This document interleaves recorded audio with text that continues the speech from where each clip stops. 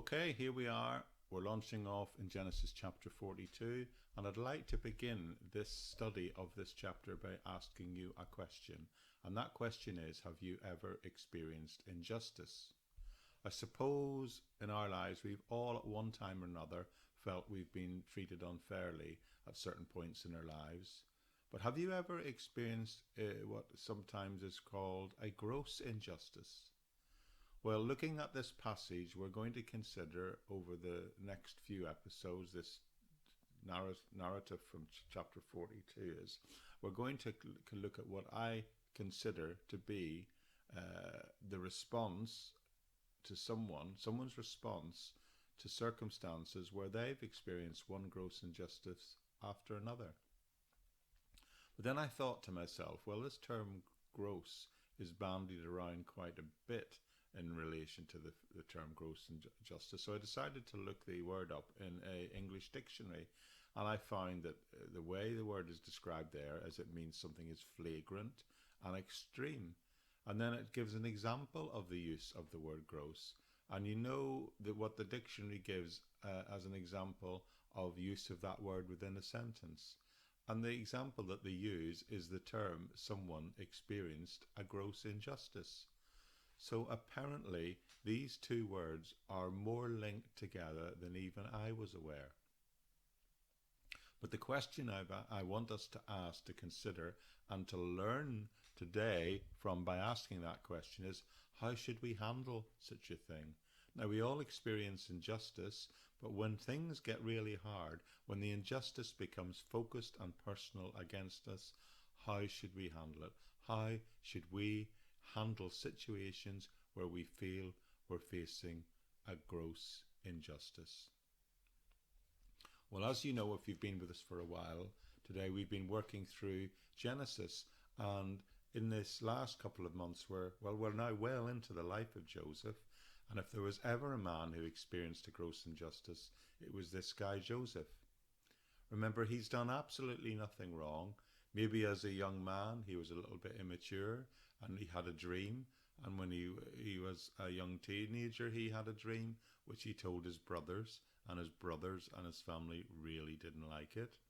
A dream in which he told them that he would be ruling over his brothers, his 11 brothers in fact, and even have authority over the whole family, and they didn't like that at all.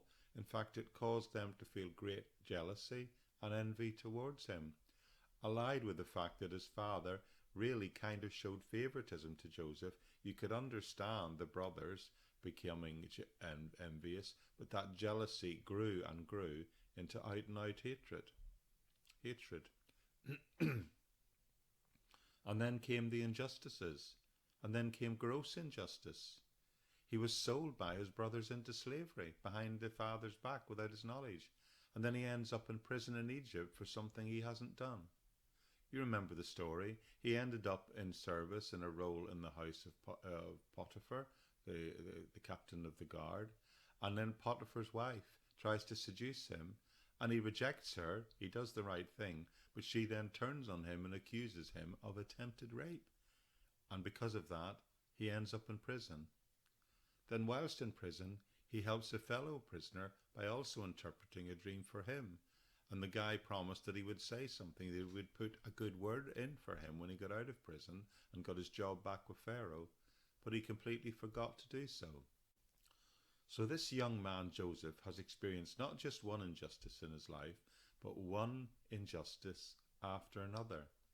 His brothers sold him into slavery, Potiphar's wife lies about him and accuses of something he's not done, and he finds himself thrown into the dungeons for something that he's completely innocent of.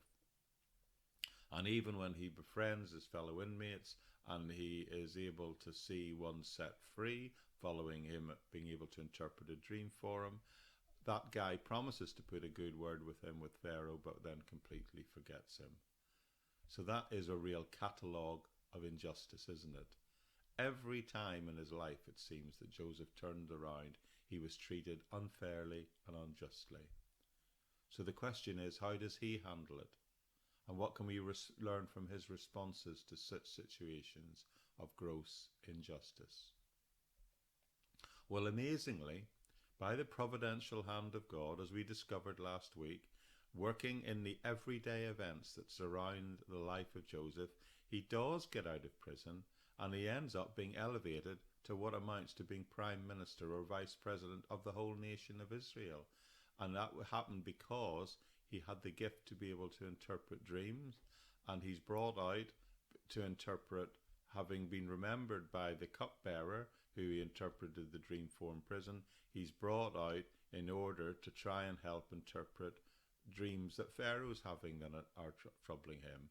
And he interprets those by telling them about the situation of famine, of years of plenty followed by famine. And because of that, Pharaoh puts him in charge of the full supply for the whole nation of Egypt. And because the Lord revealed to him, of course, that there's going to be 7 years of plenty followed by 7 years of famine. And because of that knowledge, and also Joseph saying that Pharaoh needs to plan to do it, then Pharaoh puts him in charge of the plan to store food, to put it in reserve for those 7 good years, for it later to be available and drawn out during the famine years. But anyway, as we're opening here today, Genesis 42, we have to remember we're dealing with a young man who has been dealt with unjustly for pretty much all his life. He has experienced one injustice after another, but now, almost miraculously, now by the providential hand of God, he's been raised up into a place of power, and he's the one who's responsible for the planning, organisation, and the dealing with the famine.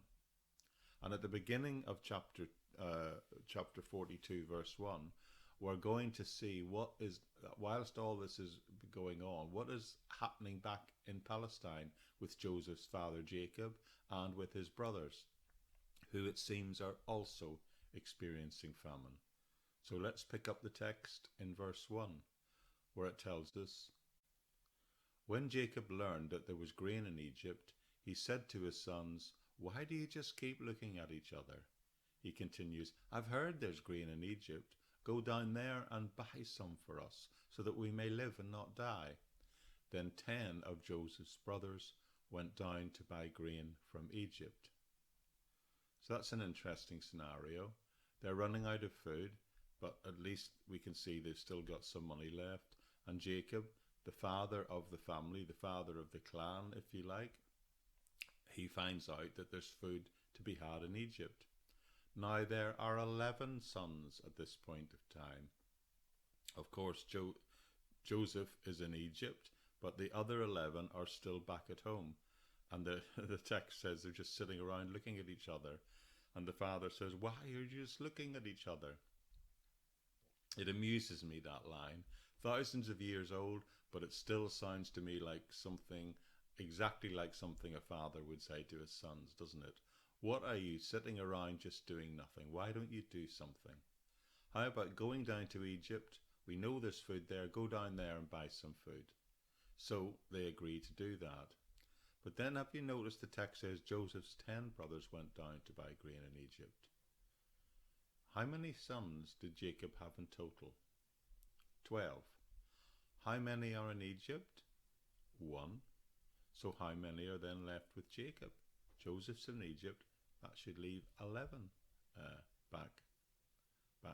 left back with Jacob. So how many are sent down to Egypt to buy grain? Now, if you're reading the text, you can't help just notice, it almost slaps you in the face that 10 are going, not 11. So one is missing. They don't all go. And furthermore, look, the verse also says, describes him as Joseph's 10 brothers. It doesn't say Jacob's 10 sons. It says Joseph's 10 brothers go down to Egypt. Now, Bible experts tell me that the choice of words that are particularly selected here is because the author is deliberately wanting to write the story from Joseph's point of view, and it's pointing out that it is brothers who are coming to him now. They're not, and that's why they're not described as Jacob's son. Let's just pick up in verse 4.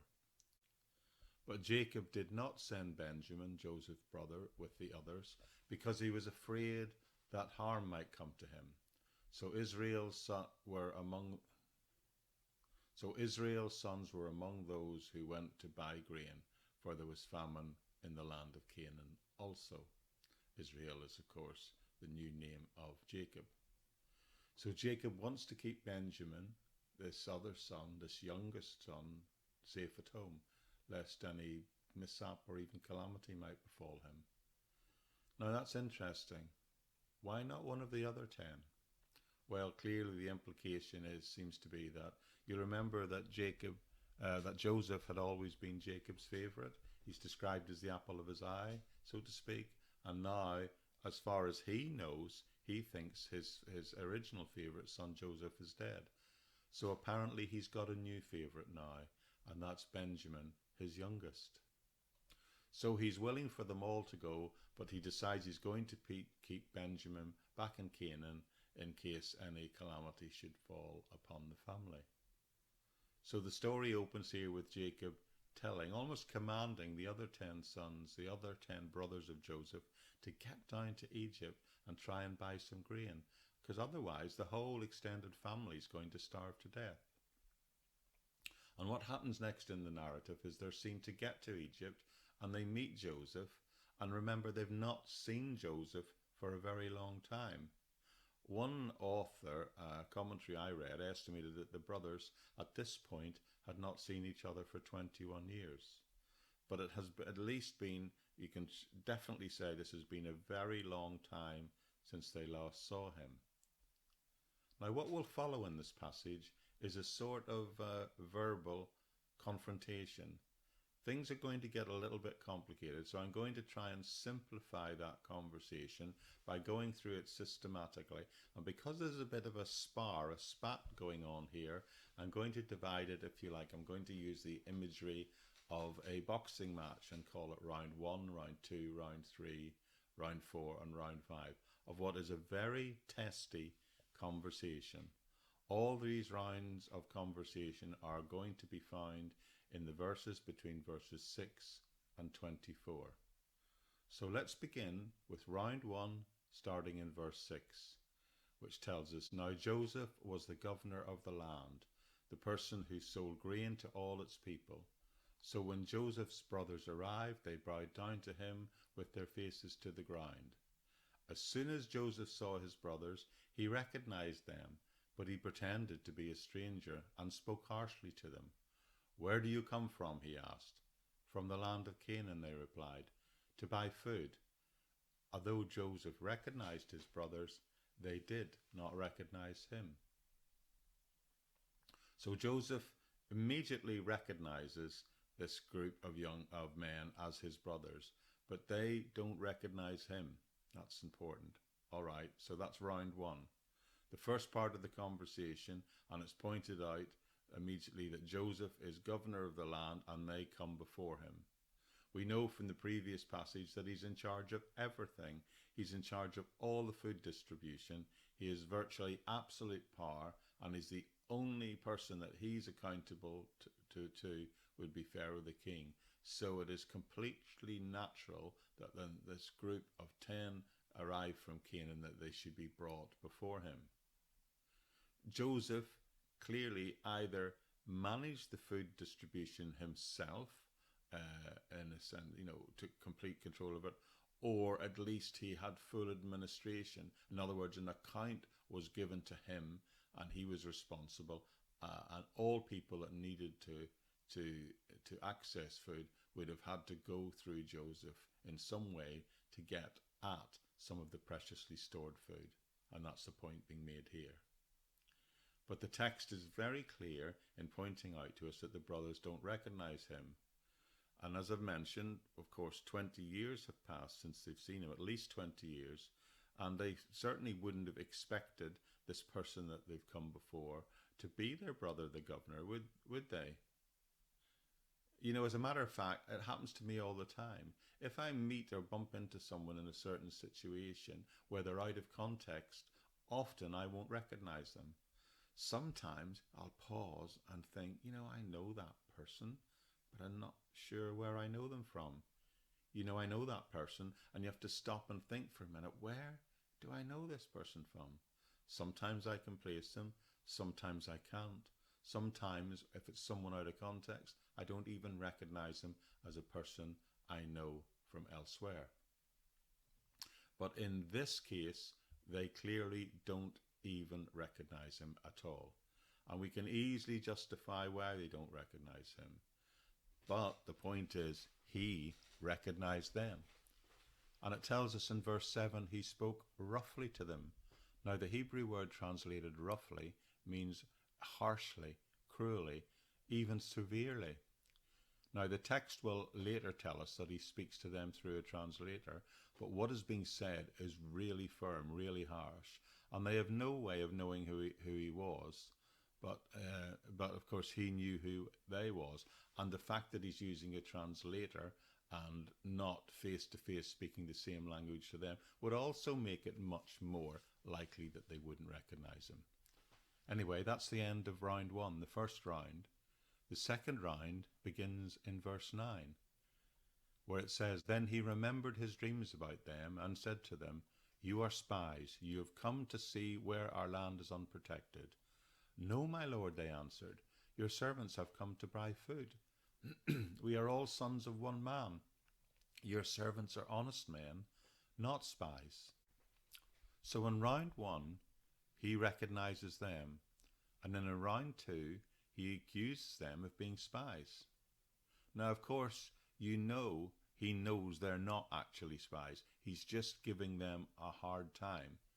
This would have been a serious charge and a serious accusation to make at that time. Even today, in many countries of the world, spying is still a capital offence. So you can believe it would have been very likely a capital offence way back here in these days in ancient Egypt. So to accuse them of being spies was serious stuff. It's certainly going to make them think about their situation. But their response to that accusation I find quite interesting. Their defence is, we are brothers. We are all one man's son, and we are honest men. That's the defence. We are brothers. What has the fact that they are brothers got to do with anything? Well, reading around this, it seems to be, the theory would be that if they were spies, it would have been likely it would have been done as a military operation at that time, and soldiers would have been sent. So it's unlikely that a group of soldiers would all be related to each other. And in those days, a father would never send or expected to send all of his sons on a single military operation for fear that the whole family could have been wiped out. So the argument seems to be, it's not reasonable that they should be considered spies because they are all brothers. And that's the end of round 2. Round 3 begins in verse 12. No, he said to him, you have come to see where our land is unprotected. But they replied, your servants are 12 brothers, the sons of one man who lives in the land of Canaan. The youngest is now with her father, and one is no more. All right, they're now letting slip some information that is useful and that Joseph can draw out and unpack them. He can use it for to make them consider their own situation and how they've got to where they are at the minute, but also in a sense he can use it against them. So where is the one that's missing back in the land? And who is the one that's missing? It's Benjamin. And who is the one that is no more? Or who they saying is no more? That is, of course, Joseph, who they don't realize is standing before him. They don't even know they're talking to Joseph, and they are describing him as being no more. Because, of course, as far as they're concerned, he's most likely dead. Round 4 picks up at verse 14. Joseph said to them, it's just as I told you. You are spies, and this is how you will be tested. As surely as Pharaoh lives, you will not leave this place unless your youngest brother comes here. Send one of your number to get your brother, and the rest of you will be kept in prison, so that your words may be tested to see that if you are telling the truth. If you are not, then as surely as Pharaoh lives, you are spies. And he put them all in custody for 3 days. So he's really going to test them, isn't it? He's going to put them into prison for 3 days whilst one of them is sent back to get the younger brother. Now he's really in a position, he's got real control. He's really in a position where if he wanted, he could pour out some real hurt on these guys. And that would be reasonable, one might say, on the basis of the great injustices he had previously experienced at their hands. He's really in the position to make them suffer now. He's really, if he wanted to, could choose to take revenge, if he chose to do so. But what will he do? Well, remember, at this point, he's just pretending to not accept their explanation, and he's giving them a hard time. But he knows, in reality, what the true situation is. And it's this point we come to round 5. And that starts in verse 18 and goes all the way down through to verse 24. Okay, friends, we'll pick up the text in the narrative, this sort of interrogation, this back and forth between Joseph and his brothers. And if you remember, I've characterized it as a bit of a verbal sparring match. And I've used that sort of idea to come up with this perspective of there's been 5 rounds back and forth, and we've reached, actually, there's been 4 rounds back and forth so far, and we've reached round 5, which is at this point the text is telling us in Genesis chapter 42, verse 18. On the 3rd day, Joseph said to them, "Do this and you will live, for I fear God. If you are honest men, let one of your brothers stay here in prison, while the rest of you go back and take grain back for your starving households. But you must bring your youngest brother to me, so that your words may be verified, and that you may not die." And that they proceeded to do. So what it appears to be going on here is Joseph is simply going to get them to prove their honesty. Now remember, he of course knows that they're actually telling the truth at this point, but he says to them, all right, this is what I'm going to do. I'm going to keep one of you guys here in Egypt, and all the others can go back to Canaan, and you can take the grain back with you. But in order to prove that you're honest men and you're telling the truth, I want you to return and to bring back the other brother, Benjamin, back with you. So what do you think his motive is? What is Joseph's motive here? Well, let's keep going through the text and we'll find out. So this is the brothers now speaking. They said to one another, "Surely we are being punished because of our brother. We saw how distressed he was when he pleaded with us for his life, but we would not listen, and that is why this distress has come upon us." Reuben replied, "Didn't I tell you not to sin against the boy? But you wouldn't listen. Now we must give an accounting for his blood." They did not realize that Joseph could understand them, since he was using an interpreter. So it seems that the consequences and the wrongness of their actions from 20 years previously has finally hit them, and they're feeling guilty. Now they've been carrying this guilt around, probably with a sense of denial, for 20 years or more. And here in this situation, they're finally being confronted with the situation of the selling of their brother into slavery, and the possibility that he might be dead, and even that they may lose their lives now. And thinking about this terrible situation they're thinking, they finally think about perhaps it's that this may be the consequences of their previous actions, which leads them to finally confess and admit to each other, and perhaps to themselves for the first time, the terrible things that they have done. You see, they believe all of these circumstances have come about because of what they did to Joseph. And in a sense, of course, they're right. That's exactly what did happen. A few years back, at the age of 15, a young Florida teenager named Robert Guff hit an elderly man in the head in order to steal some money because he wanted to buy some trainers and he couldn't afford to buy them. He didn't intend to kill the man, but the blow proved fatal, and the police had no clues, and Robert knew that it was very unlikely that he'd get caught. The reason being there was no witnesses and there was no link between the man he randomly mugged.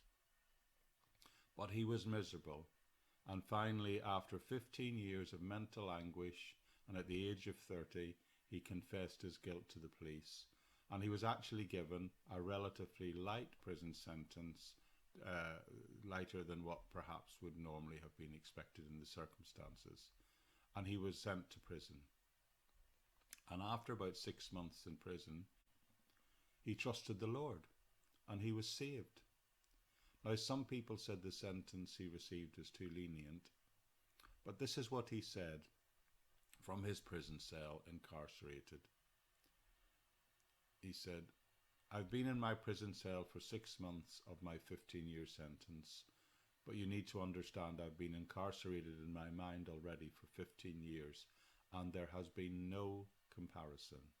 The way I felt on the outside was far worse than the punishment that I accept I must now face." That's interesting, and I think that's a little bit of where the brothers have got to. These brothers have been carrying around the guilt of these events when they sold their brother into slavery for 20 years. In fact, they now have finally just said, you know what we did was wrong, and we deserve to get what we've done because of this. And this is the point where Reuben steps up and says, because remember he counseled against it at the time, I know we shouldn't have done this. Now they're having this conversation about these events from previous years, and they're having this conversation in front of Joseph, but they don't know that Joseph understands everything they said. The reason being that he has spoken through an interpreter up to this point as a strategy to stop them from recognizing him. So what is seen? They're talking about the guilt of what they did to Joseph all those years ago, not actually realizing they're in the presence of the same Joseph himself. He has spoken through an interpreter, and of course he's probably dressed in Egyptian garb, so there's no way that they are really recognizing who he really is. Now what happens next, I think, is a small verse, but it's a significant part of the story. It just appears as an aside, but I think it's important, when it tells us, he, that's Joseph, turns away from them and began to weep. But then he came back and spoke to them again, and he had Simeon taken from them and bound before their eyes. So underneath this show of firmness and authority, this tells us he's remaining tender-hearted towards his brothers, in spite of all they did to him those 20 years ago. In fact, he has to go to one side and have a cry in order to, because of the compassion he feels towards them, but then he returns to them again, and he takes Simeon from them and ties him up in front of them. All right, I feel I need to pause for just a second at this point. So what's his motive? What's he doing, and why is he doing it? Well, I think it's important to say that I do not believe that any of this is done out of revenge. He's not retaliating in any way. In fact, of course, he's letting 9 of them to go back with the food. He's just wanting to arrange things so that he can see Benjamin again, and of course, ultimately, he wants to see his father again and reunite the whole family. So he's seeking reconciliation, not revenge. What is motivating him is that reconciliation. But the thing that really struck me as I studied the message is the fact that he weeps and he remains tender-hearted towards them all throughout this process.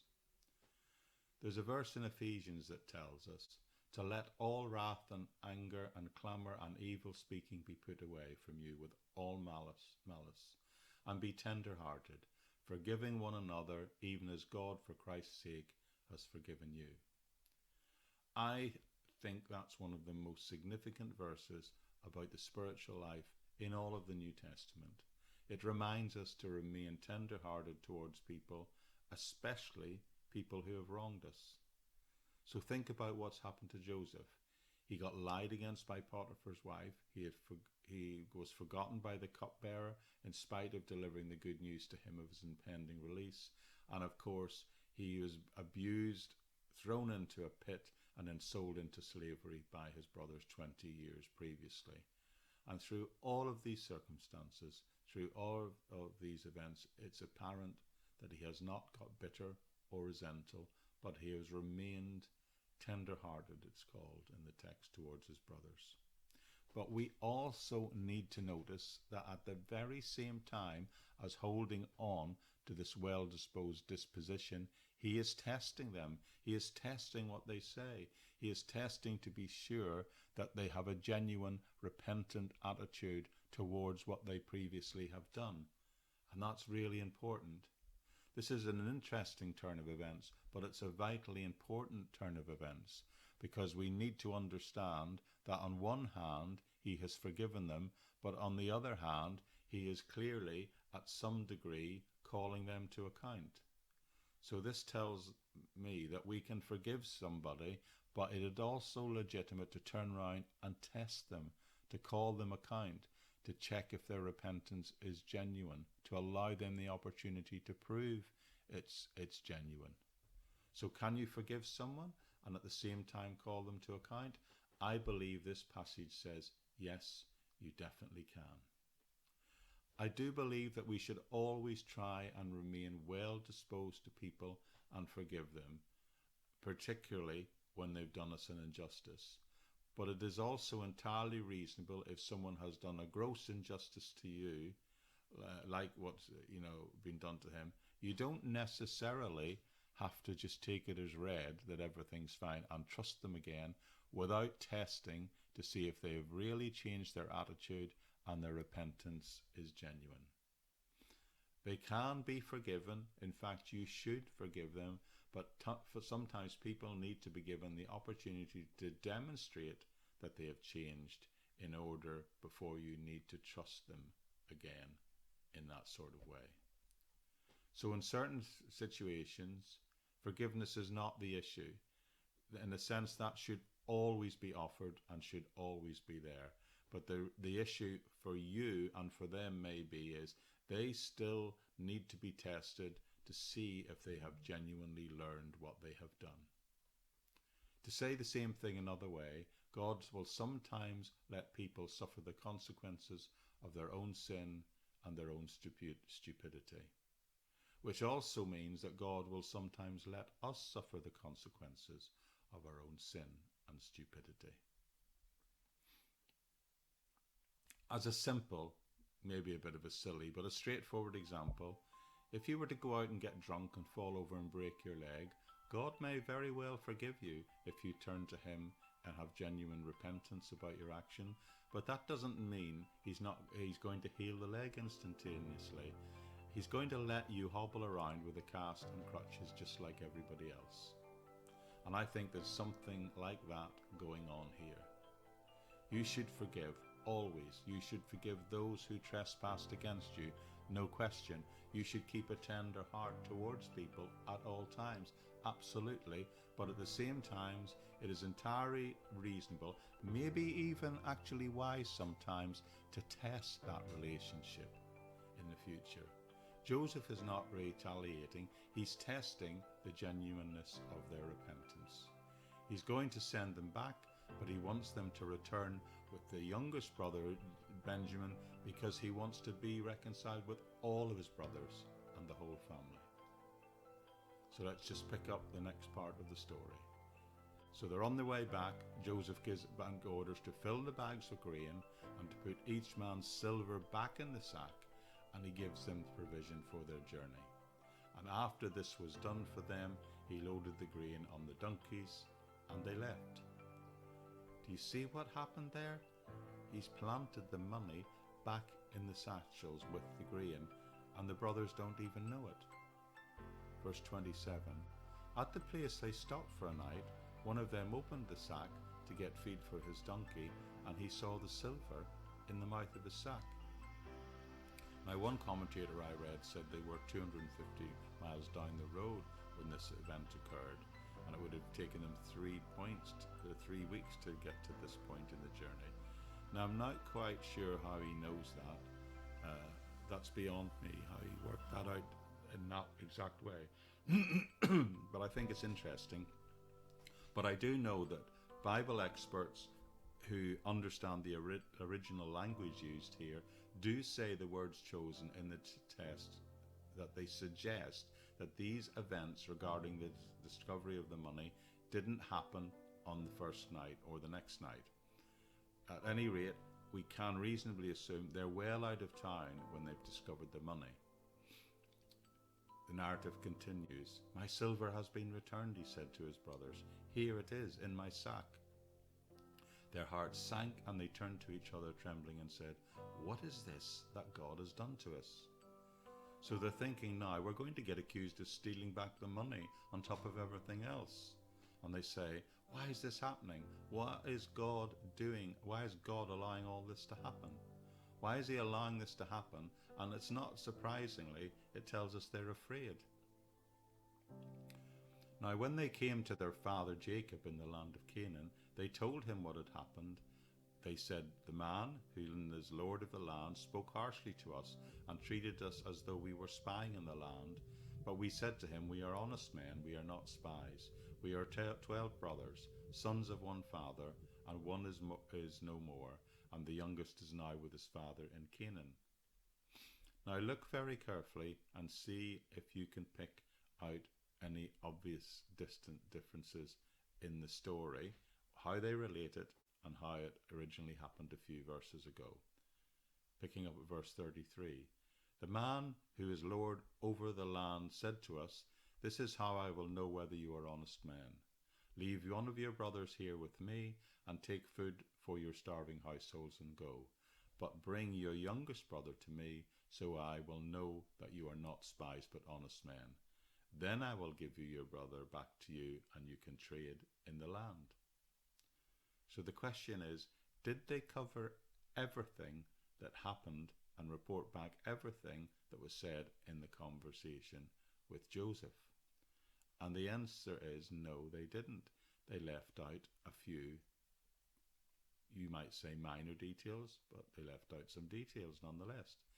They didn't say anything wrong. Everything they said was factually correct. It was accurate, except in a sense, they softened the whole account of things.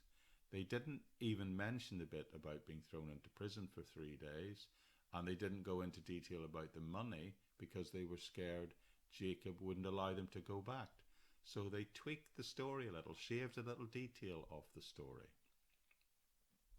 And then verse 35, "As they were emptying their sacks," so now they're all emptying their sacks, "and there in each man's sacks was a pouch of silver. When they and their father saw the money and the pouches, they were frightened."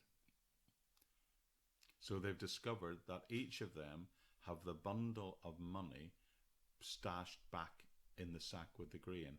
It wasn't just the one who discovered it on the route back. It's all of them. All 10 have the money in their sacks. And when they and their father see the bundles of money, they're afraid. Now the word used, afraid, and translated afraid, was used in verse 28.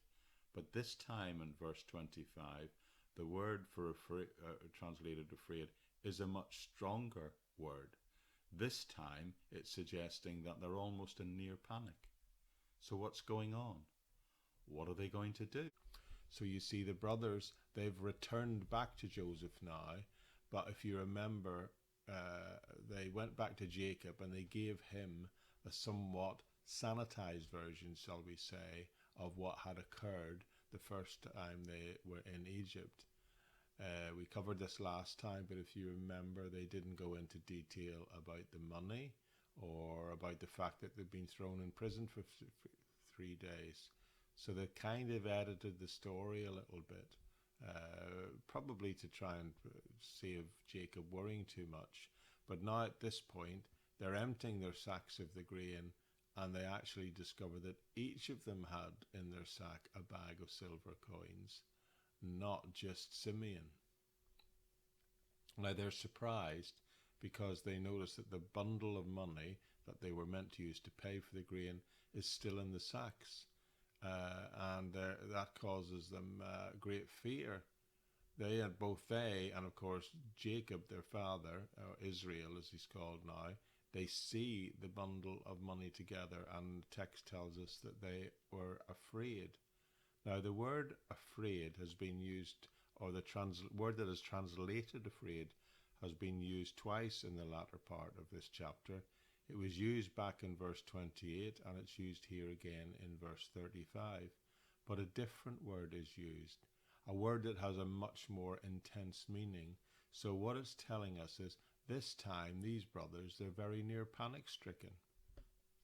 So that's where we were last time, and let's continue with the story and pick up the text in verse 36, which tells us, their father Jacob said to them, you have deprived me of my children.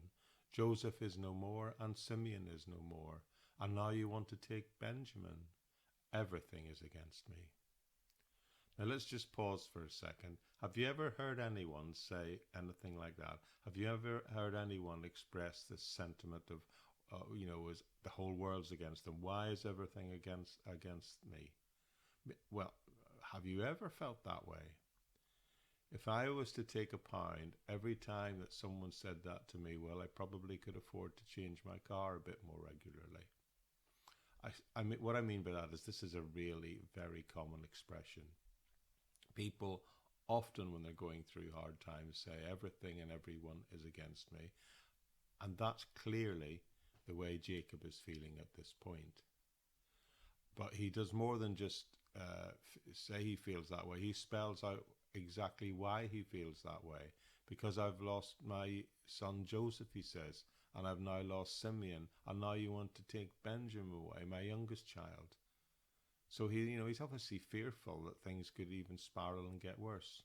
So what do you think he's going to say? Here you go, off you go, take Benjamin, take my youngest, my new favourite, take him into this dangerous situation. Not new Nelly, he's not going to say that. Let's just see what it tells us happens as we close the text of the chapter. Then Reuben said to his father, you may put both of my sons to death if I do not bring him back to you.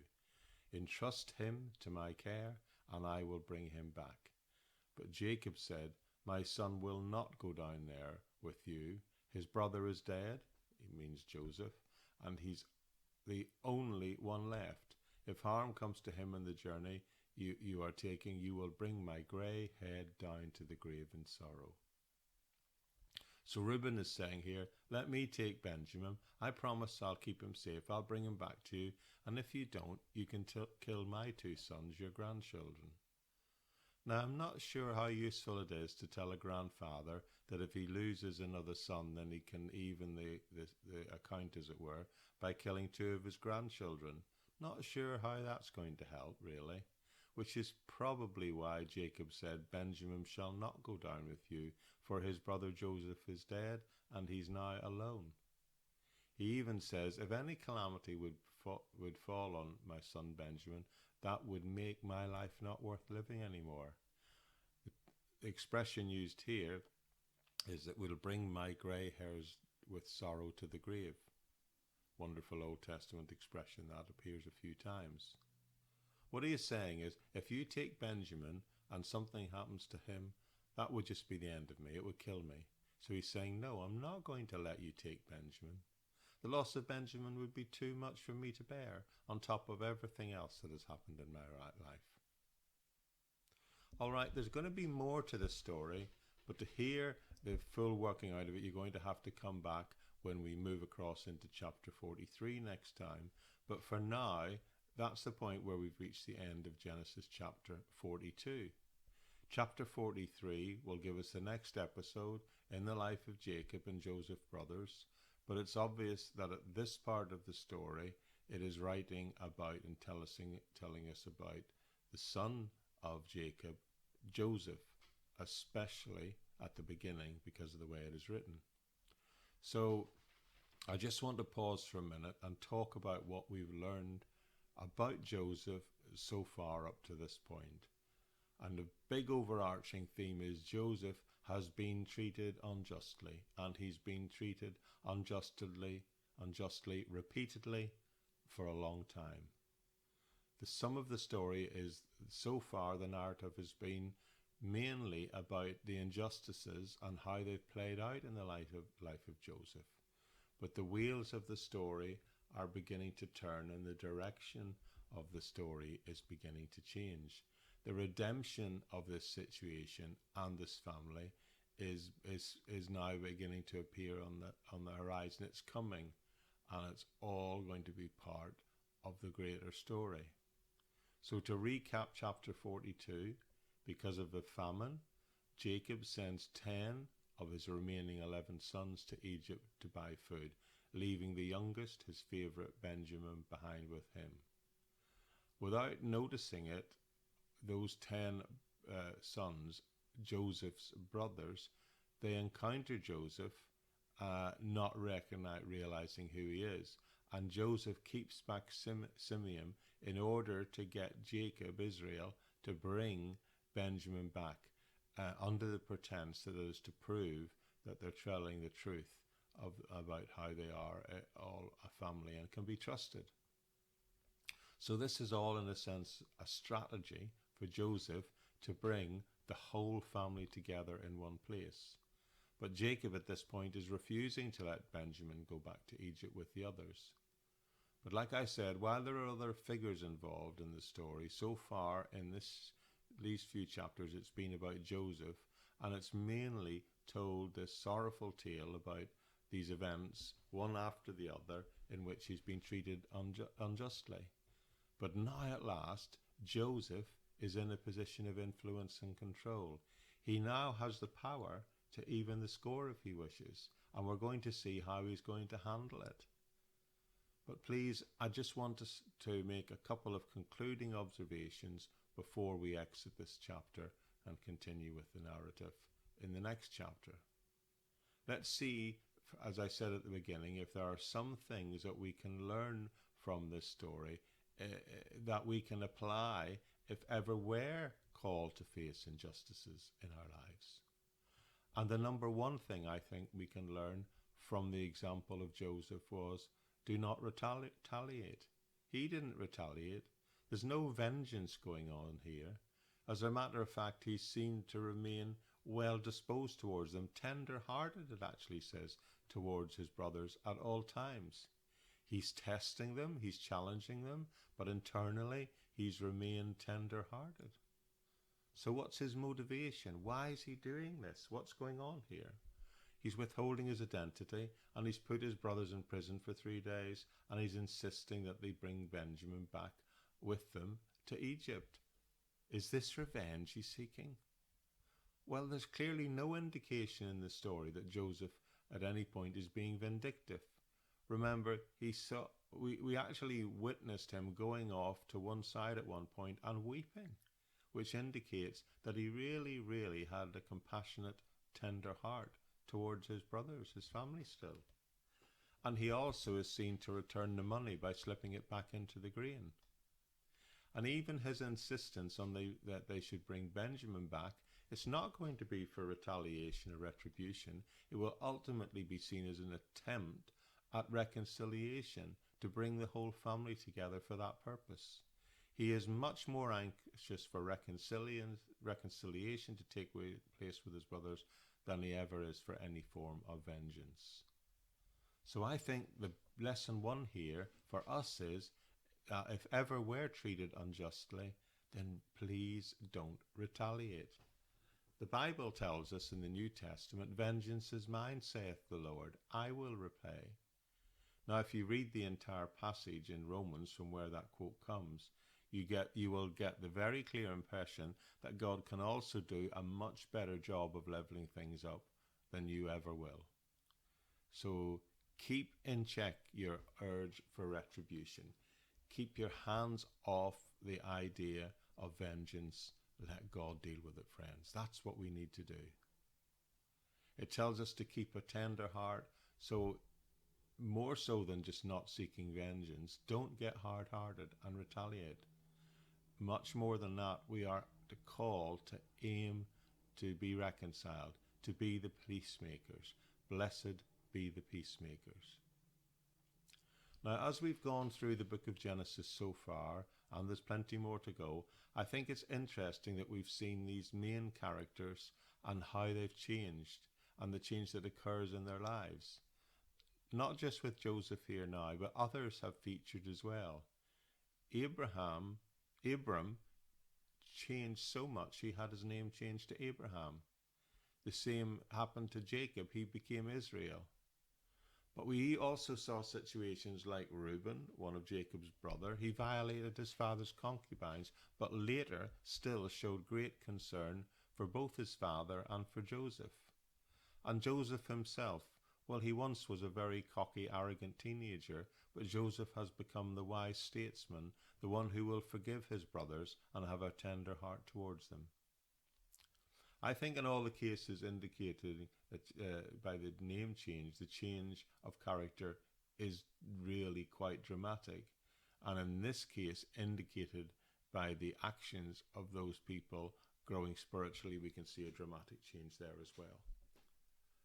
So this is what's critical here, friends. Don't use the injustices that you have experienced, that no doubt have been done against you, to trip you up or set you back in your spiritual maturity or in what God has plans for you.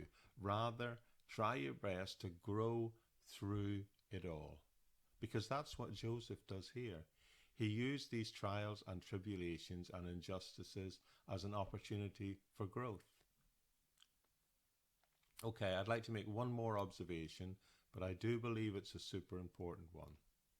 The Lord has used all these injustices done to Joseph to put him in a place where he could save the nation of Israel, Egypt as well, but most importantly, save the nation of Israel from starvation.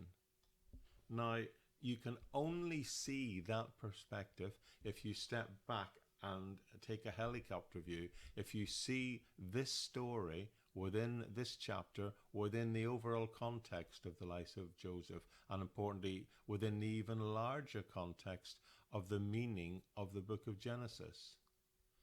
This is very, very important, and that the Lord has used all these injustices to work his will, his purposes in the lives of Joseph.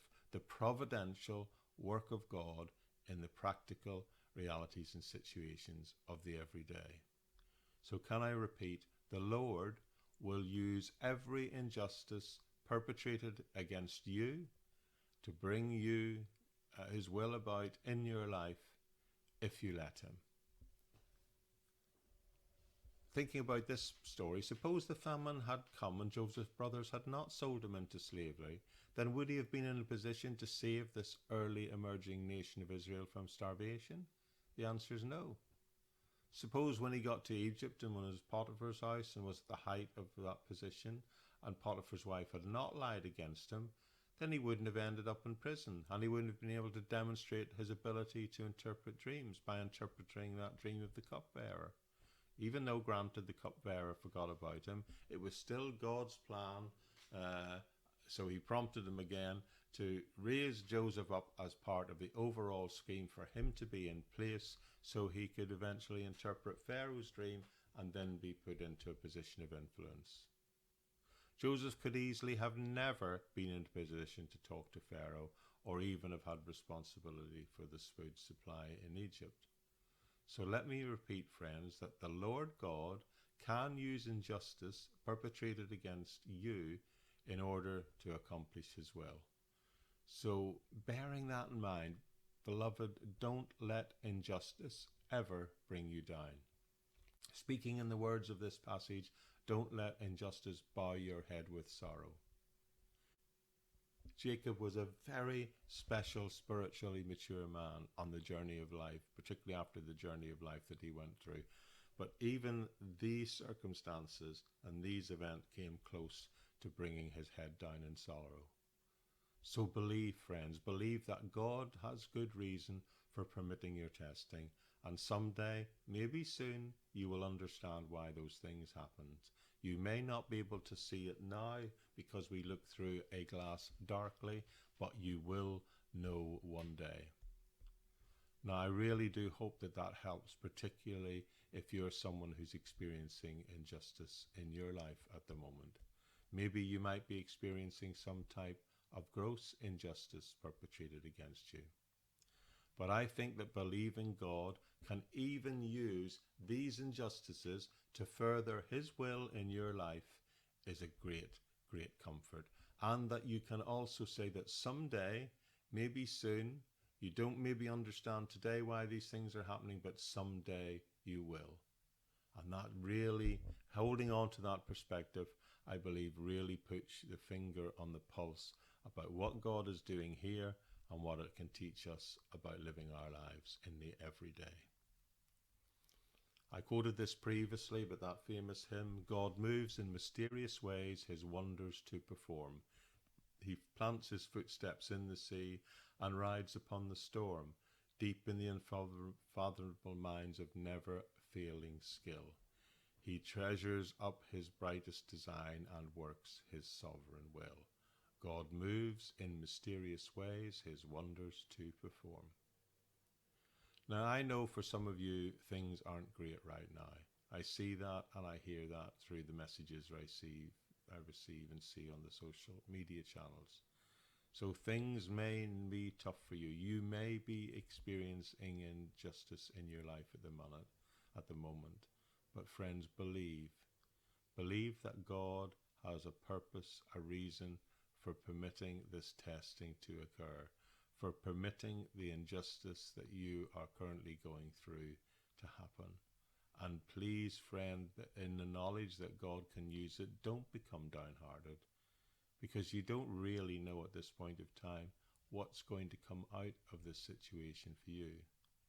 It will only make things worse. This I know for sure. It will only make things worse if you get angry or bitter. So don't, friends, don't get resentful. Don't seek vengeance or retaliate. One day, you may very well be able to say, you know what? Times were hard, but in all things, God worked together for good. That doesn't mean all things were good all the time, but you can see in the greater scheme of things that all things were called together to work for good. And it was happened because it is a promise of God that that is what will happen to those who love God and are called according to his purposes. Simply put, you never know what might be around the corner, what might be coming after the tragedy, what mountain you might be able to climb after languishing in the valley. So don't react to the circumstances, to the tragedies, to the injustices until you can grasp hold of the reality that at some point you will see the big picture. And that big picture, that plan and will of God will surely come afterwards. You know, Louis Pasteur, he made some of the greatest discoveries he ever made after he had a stroke that actually threatened to cut short his life, and he carried the disabilities of that stroke all through his later years when he made some of his greatest discoveries. John Milton, that giant of English literature, wrote some of his deepest and very best poetry after he was struck blind. Beethoven composed some of the most beautiful music ever written after he became totally deaf. Unbelievable, isn't it? And the Bible tells us, to those who love the Lord and are called according to his purposes, all things work together for good. God has great plans for you, friends. I really do hope and pray that you can hold on to that perspective today.